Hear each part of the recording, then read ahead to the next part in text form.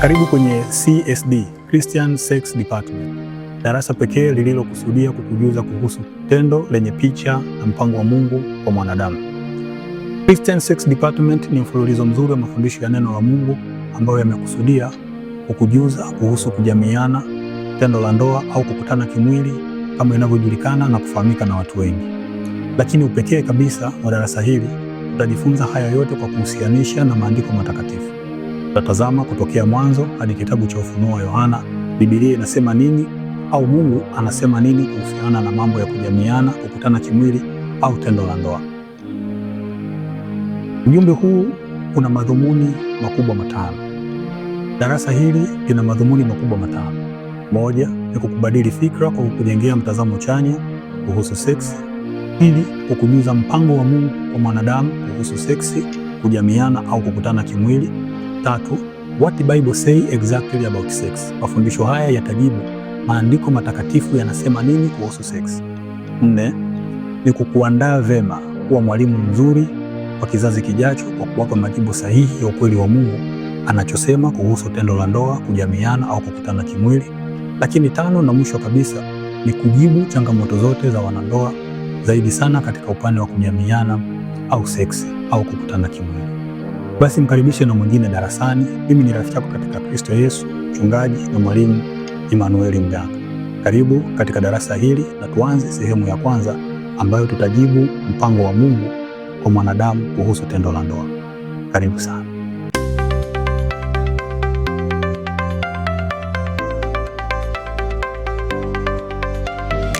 Kwa nini? Hili ni swali namba moja ambalo kila mtoto huanza kuuliza ndugu, wazazi, jamaa, rafiki au walezi wake mara tu anapopata uwezo wa kuzungumza. Na mara nyingi swali hili huja na shauku ya kutaka kujua na kuelewa vitu vinavyomzunguka katika mazingira yake. Lakini kadri umri unavyozidi kwenda na miaka inavyozidi kusogea, swali kwa nini huwa linapungua na shauku ya kutaka kujifunza kutoka kwa watu wengine inavyozidi kupotea. Lakini swali kwa nini kama halijawahi kuondoka katika maisha yetu. Kuhusu seksi, kuhusu kujamiana, kuhusu tendo la ndoa, ni matumaini yangu bado umeendelea kujiuliza maswali mengi. Kwa mfano, ni matumaini yangu umeendelea kujiuliza kwa nini huwa siachi kufikiri kuhusu kujamiana. Ni matumaini yangu umeendelea pengine yamkini kujiuliza kwa nini Mungu ameweka utaratibu na masharti magumu ya kuyafuata inapokuja swala la kukutana kimwili au kujamiana. Kwa nini kuna siku huwa unakuwa na shauku kubwa na kiu kubwa ya kujamiana kuliko siku nyingine? Ikiwa Mungu alimpa mwanadamu tendo hili la ndoa, kwa nini ameweka utaratibu na masharti magumu ya kuyafuata? Basi ni matumaini yangu maswali haya umeendelea kujiuliza, na yamkini umeendelea kujipa majibu ya maswali haya kutokea kwenye uzoefu wa maisha yako, jamii inayokuzunguka, hisia au hofu ulionayo kuhusiana na mambo mbalimbali ambayo bado hujapata kuyafahamu. Basi katika sehemu hii ya kwanza tutakwenda kujibu mpango na mtazamo wa Mungu kuhusu seksi. Sehemu ya kwanza ya somo hili imekusudia kukujuza maeneo makubwa matatu ya kibibilia yanayojibu kuhusu mpango wa Mungu kwa mwanadamu kuhusu seksi.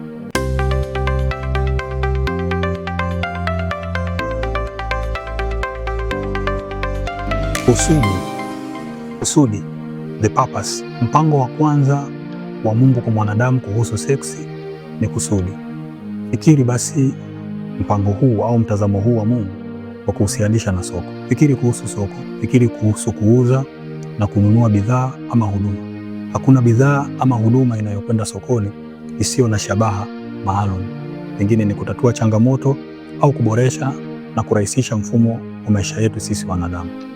Ikiwa unajiuliza ni nini mtazamo wa Mungu kwa mwanadamu kuhusu seksi, basi fahamu ya kuwa tangu mwanzo Mungu alipomuumba mwanadamu, kusudi lake la kumpa tendo hili la ndoa ni katika kuendeleza uumbaji.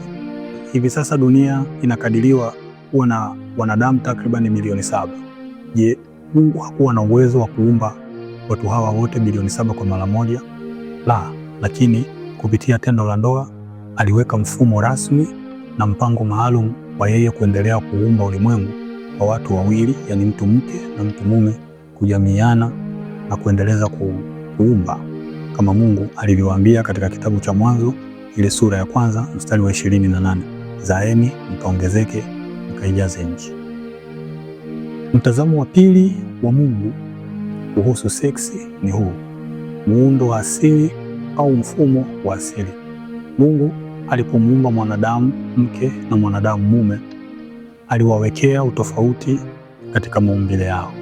Alimuumba mwanaume kwa jinsi yake, akamuumba na mwanamke kwa jinsi yake.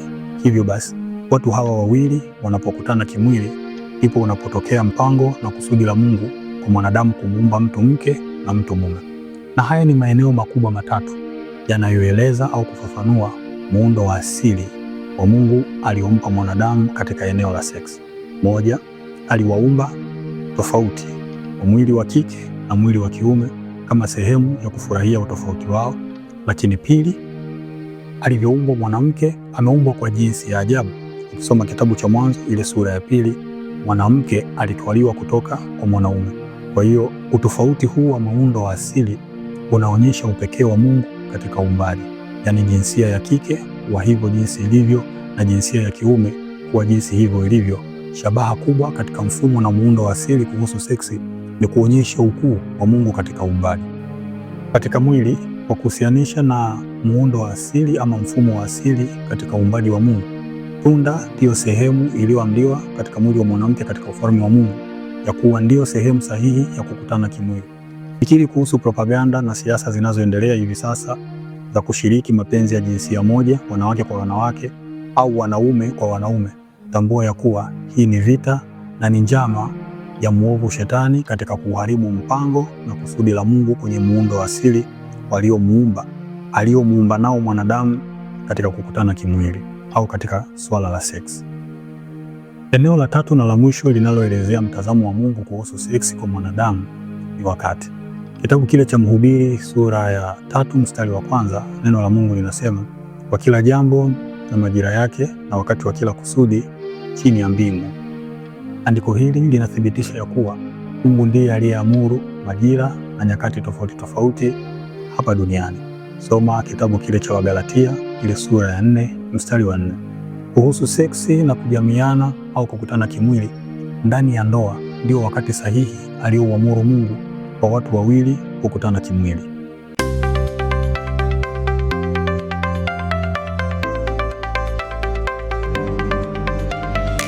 Kwa nini Mungu aliamuru wakati wa ndoa huwa ndio wakati sahihi kwa watu wawili, yaani mtu mume na mtu mke, kukutana kimwili? Ikiwa unaendelea kufikiri majibu ya maswali haya, basi hizi ni sababu kubwa 3 ambazo neno la Mungu linataja likijibu kwa nini wakati wa ndoa ama ndani ya ndoa ndio wakati sahihi kwa mtazamo wa Mungu aliouona vema ya watu wawili, yaani mtu mke na mtu mume, kukutana kimwili. Sababu ya kwanza ni agano la damu. Ukisoma katika maandiko matakatifu unakutana na maagano mengi aliyofanya Mungu na wanadamu. Hakuna agano, hakuna damu. Kila agano lililofanyika, damu ilimwagika. Basi ule usiku wa kwanza kwa watu wawili, yaani mwanamke na mwanamume, wanapokutana kimwili, huu ndio wakati sahihi alioamuru Mungu wa kulifanya agano kwa njia ya damu, kwa maana kwa mwanamwali bikira au kwa mwanamke bikira ambaye kamwe hakuwahi kuingiliwa na mwanamume mpaka wakati sahihi alipopata ndoa. Basi huu usiku wa kwanza ndio usiku ambao agano kwa njia ya damu, kama sehemu ya kusindikiza kiapo alichowapa mbele za Mungu katika madhabahu wakati wanafungishwa ndoa takatifu. Hili ndio lilikuwa wazo na mpango wa Mungu wa kuamuru wakati wa ndoa, yaani ndani ya ndoa ndio uwe wakati sahihi kwa mara ya kwanza mtu mke na mtu mume kukutana kimwili. Lakini sababu ya pili kwa kuhusianisha na wakati kama kigezo sahihi cha Mungu na mtazamo sahihi wa Mungu kwa mwanadamu kuhusu seksi ni kukutana kimwili au kufanyika tena kuwa mwili mmoja. Tunajua ya kuwa mwanadamu mume alipunguzwa sehemu ya mwili wake ili kufanywa mwanamke au kuumbwa mwanamke. Maandiko matakatifu yanasema mwanamke aliumbwa kwa ajili ya mwanamume na wala si mwanaume kwa ajili ya mwanamke. Mwanamke bila mwanaume hajakamilika bado. Basi kwa kuhusianisha na maandiko haya matakatifu, ni matumaini yangu ya kuwa mtu mume anapokuwa peke yake anakuwa hajakamilika bado, au mtu mke anapokuwa peke yake anakuwa hajakamilika bado.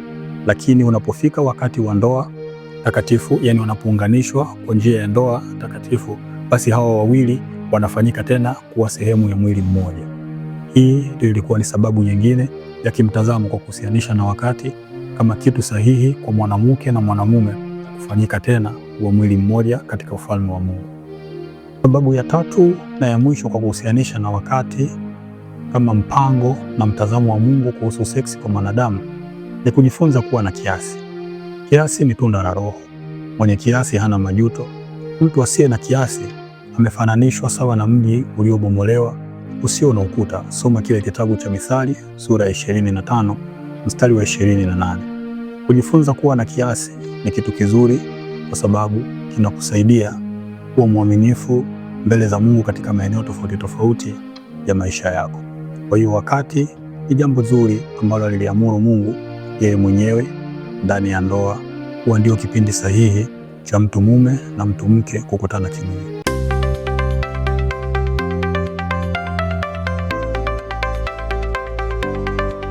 Ni matumaini yangu mafundisho haya yamekubariki.